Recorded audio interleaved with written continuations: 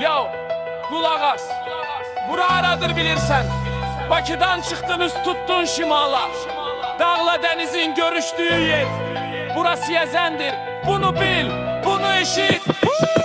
Yol uzanır gedir, tekerler fırlanır, beş parmak zirvesi uzaktan boylanır. Kardeşim burası Yezendir, ayık ol. Burada söz bir olar, düz olar, bunu bil, sağ ol. Xəzərin sahilinde külələr eser. Burada mərd oğullar yolunu keser. Ama konak üçün yok. Süfrəsi açıqdır, ürəyi təmiz. Həm də havası var, həm də ki dəniz. Gil-gil çay axır, tarixi qədim. Bura mənim torpağım, bura mənim evim. Nefti, qara qızıl, insanı sadəsi Yezən uşağıq biz hər zaman ərvədə.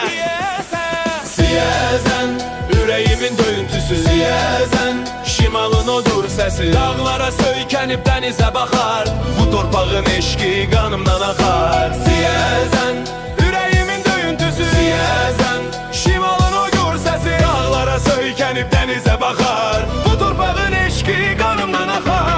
Emosional Siyezən sayağı danışaraq rap. Bax yuxarıdan baxanda mənzərə başqa. Dostluq burada qurulur, çevrilmir daşa. Köhnə məhəllələr, tanış simalar. Burada hamı bir-birinə dayaq, hamı qardaş var. Yalandan uzağıq, düzlükdür şuar. Kim bizə sataşsa cavabını alar. Amma gəlsən dost kimi baş tacısan. Sən Siyezən elinin qonağısan. Gəncləri ot kimi qanları qaynar.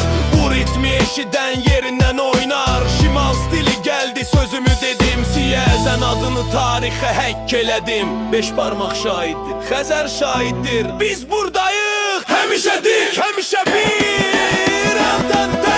Siyezən, ürəyimin döyüntüsü Siyezən, şimalın odur səsi. Dağlara söykənib dənizə baxar. Bu torpağın eşqi qanımdan axar. Siyezən, ürəyimin döyüntüsü Siyezən, şimalın odur səsi. Dağlara söykənib dənizə baxar.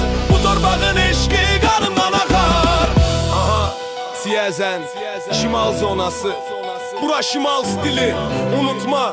Hörmət et, hörmət gör. Biz getdik.